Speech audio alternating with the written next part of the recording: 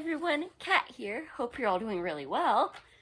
And I hope you're in the mood for some weird Christmas stories, because it's that time of year again. You gotta get into the holiday spirit, and a lot of them are all, cutesy, romance, Hallmarky, and if you're into that thing, that's perfect. There are a ton of them, but this video ain't gonna be for you.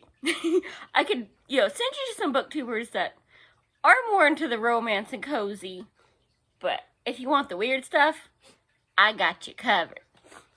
Now, most of these are on Kindle. I only actually own 2 of these, and I've only read a couple of them, but they're all a good freaking time. So I had to write them down in my book, except for the ones that I actually own, starting with my favorite, The Stupidest Angel, a heartwarming tale of Christmas terror, which, of course, it's by Christopher Moore.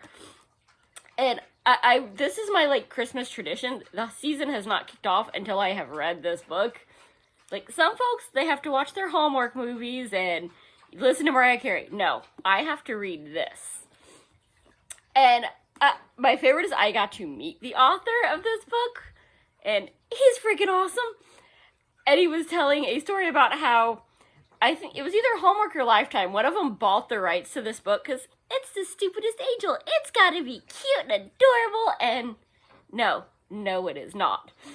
They started trying to cast some of the characters. I guess they just kind of skimmed a list of names and then realized what it was. It's about dead Santa and zombies and old people getting it on in the graveyard, and yeah, it's a good flippin' time. There's even a little, hey, do not do this. He has an author's warning. If you're buying this book as a gift for your grandma or a kid, you should be aware that it contains cuss words as well as tasteful depictions of cannibalism and people in their 40s having sex. Don't blame me, I told you. So, it's good when there's a warning from the author that do not give this to certain groups of people.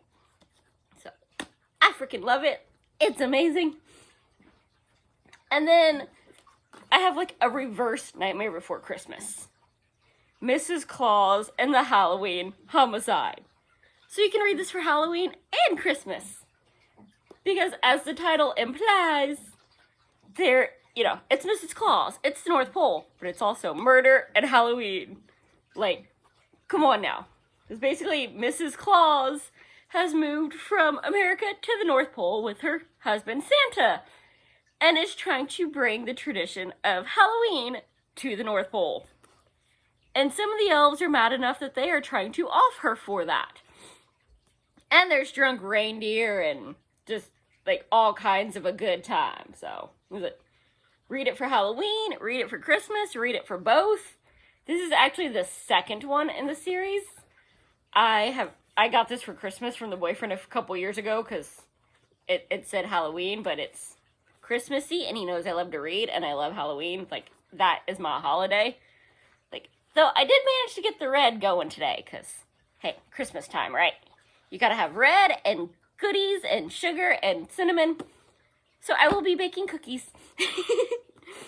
But those are the only 2 that I actually own as far as Christmas stories.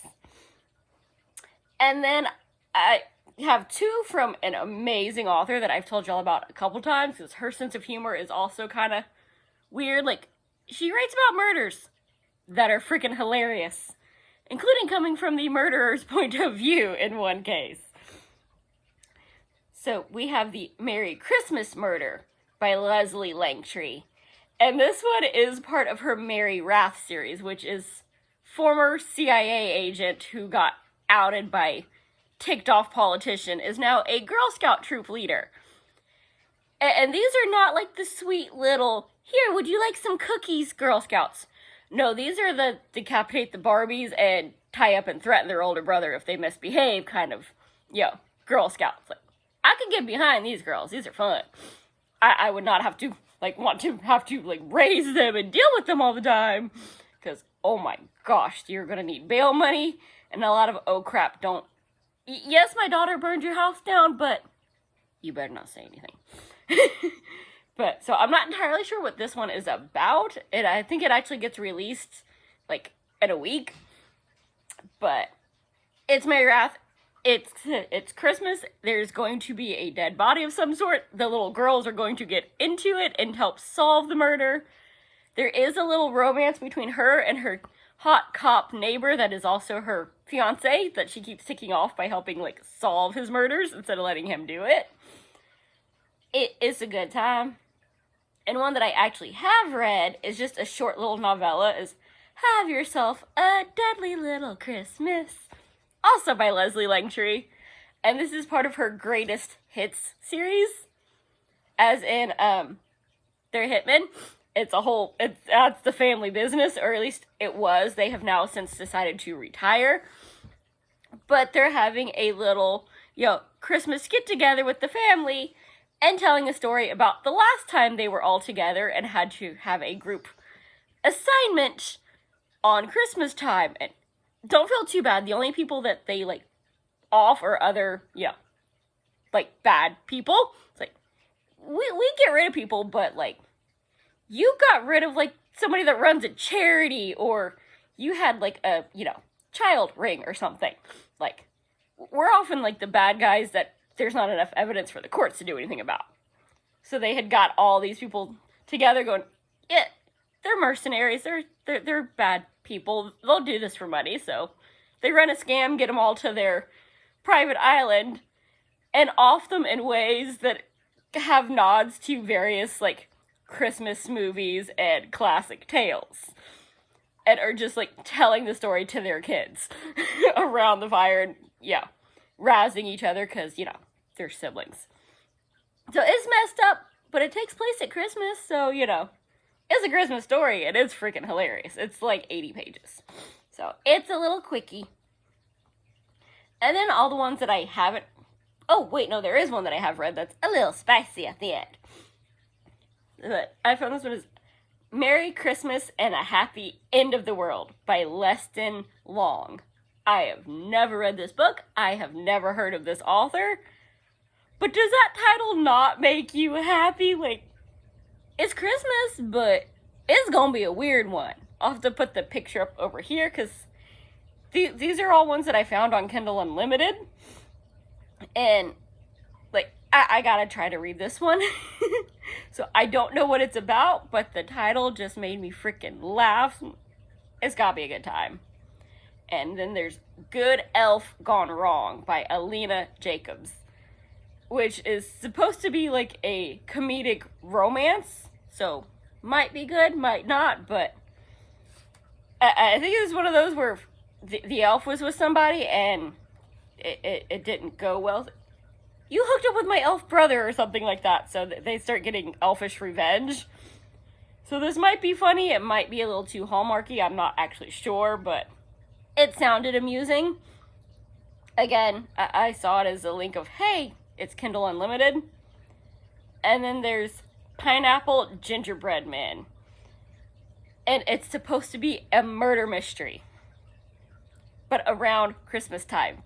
So, like, I don't know exactly. This is another one. I've never heard of this author. I have never heard of this series, anything to do with it, but it made me giggle. It's a Christmas murder mystery with gingerbread men. Like, what? That might be fun. And the last one, this one is kind of spicy. It's not technically Christmas, but there is a candy cane heavily featured, and that is the flavor of the season. So this is by Erin Bedford. This one actually isn't Kindle Unlimited, but I think I got it for like $1.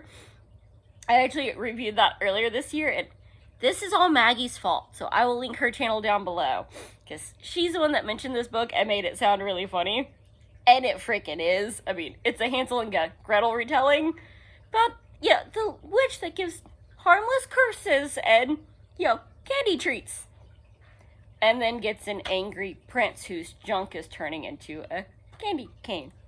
And the first half is just, they're giving each other crap and it's hilarious. The second half, they're giving each other crap and it gets explicit. Like, the first one, they kind of tease about it and there's a little bit, The second half is full on, it turns into smut, but it's still really funny. So, yeah, do with that what you will. That is not a children's story. In fact, most of these aren't children's stories, even if they feature children. So, yep. Hopefully some of those sound really fun for y'all, and you get a nice, laugh out of your holiday tales, make you feel a little bit better in case things aren't going, as planned, but you still want to be festive. And I will see you soon. Bye. Happy reading.